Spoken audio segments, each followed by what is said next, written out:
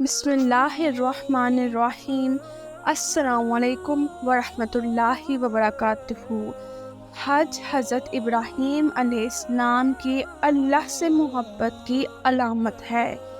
حج اسلامی عبادات کا بنیادی رکن ہے۔ یہ دین اسلام اور اللہ سے عشق محبت کا عملی نمونہ اور مسلمانوں کے اتحاد و یکجہتی کا نشان ہے۔ بیت اللہ شریف وہ مقدس گھر ہے جو ہر دور میں مسلمانوں کا مرکز رہا ہے۔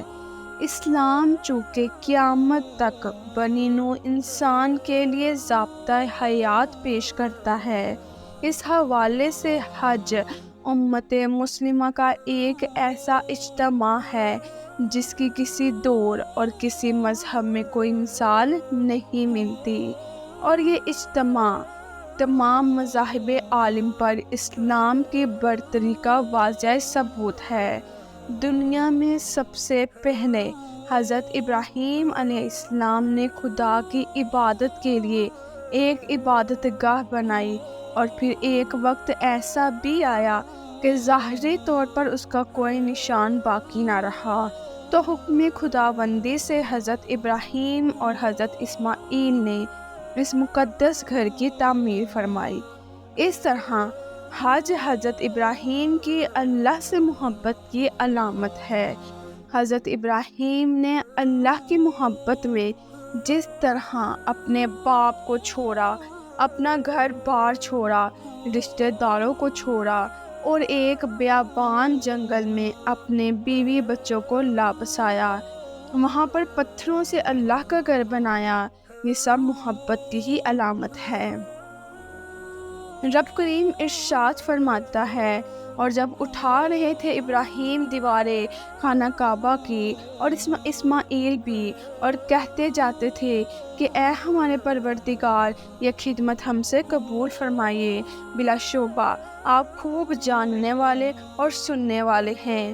یہ ان بزرگوں کا خلوص تھا کہ اس عظیم خدمت کے ساتھ وہ عاجز تھے، اور جب یہ گھر تعمیر ہو چکا تو رب کریم کے حکم سے حضرت ابراہیم نے پکار کر اس گھر کی زیارت کی دعوت عام دی۔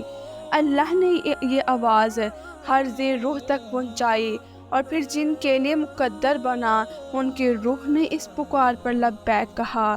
دنیا کی یہ پہلی عبادت گاہ خانہ کعبہ مکہ معظمہ کی ارض مقدس پر موجود ہے، جہاں ہر سال دنیا بھر کے چپے چپے سے لاکھوں مسلمان فریضہ حج کی ادائیگی کے لیے جمع ہوتے ہیں۔ کفر و شرک اور بت پرستی کے دور میں بھی جب خانہ کعبہ کے اندر کفار مکہ نے بت رکھ دیے تھے، حج کا سلسلہ ختم تب بھی نہیں ہوا تھا، لیکن نبی کریم صلی اللہ علیہ وآلہ وسلم کی آمد، فتح مکہ اور حجۃ الوداع کے موقع پر اسے عالمگیر اسلامی اجتماع کی حیثیت حاصل ہو گئی۔ ہر صاحب استطاعت مسلمان پر اس فریضے کی ادائیگی اللہ کی عظمت کے اعتراف کے ساتھ ساتھ امت مسلمہ کے درمیان اتحاد کی مثال بھی ہے۔ حج بیت اللہ کے لیے دور دراز سے آنا، مشکل سفر، راستوں کے سفروں کی مشکلوں کو برداشت کرنے کے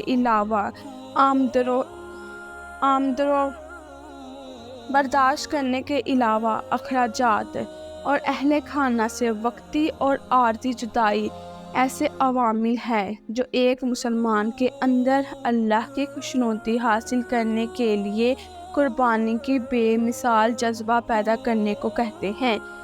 اسلام نے امت مسلمہ کو اتحاد و یکجہتی کا جو درس دیا، اور خدا کی رسی کو مضبوطی سے تھام لینے اور اپنے اندر تفرقہ پیدا نہ کرنے کی جو تلقین فرمائی، اس کا آغاز مسجد میں نماز سے ہوا، جہاں ایک محلہ یا ایک بستی کے مسلمانوں کو 5 وقت اکٹھا ہونے کا موقع ملتا ہے۔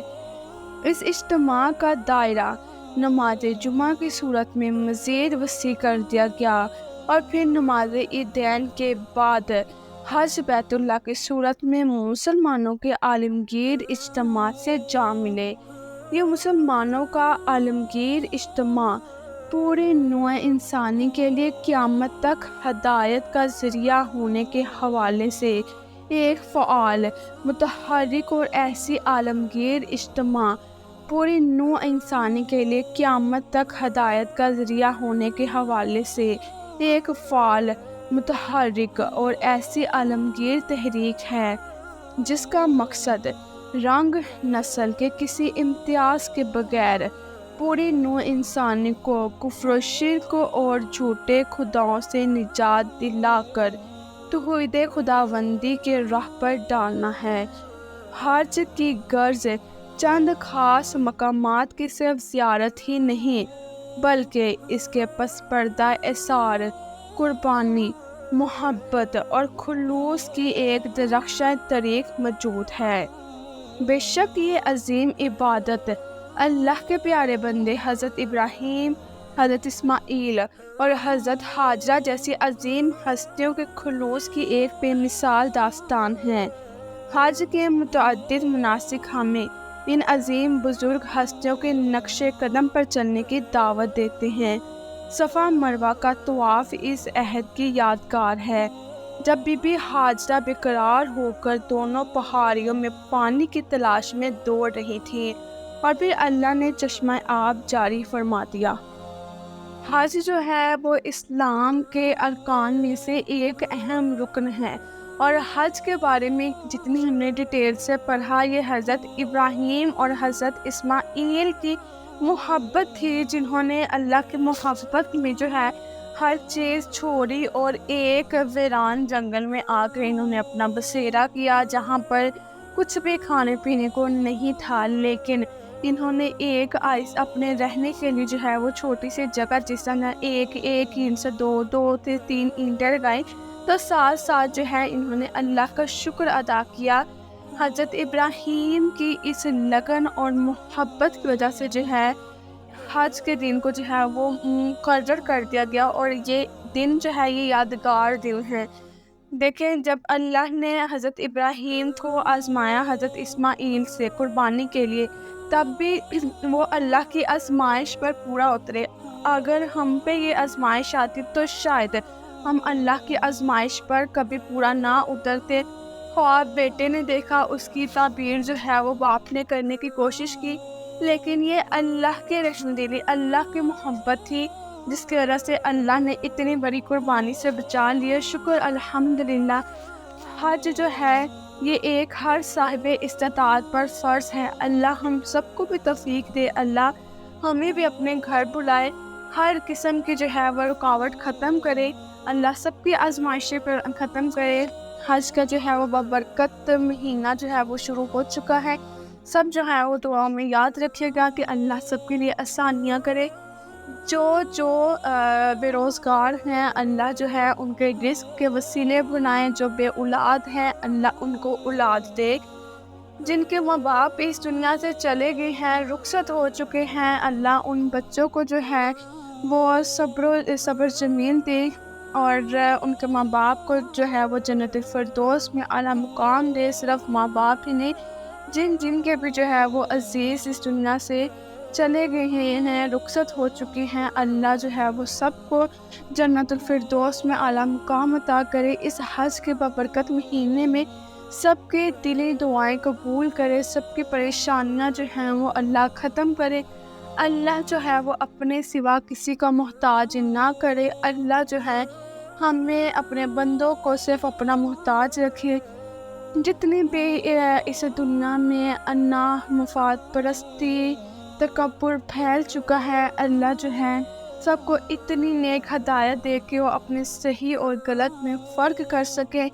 باقی سب دعا میں یاد رکھیے گا، حج کا بابرکت مہینہ بہت بہت سب کو مبارک ہو۔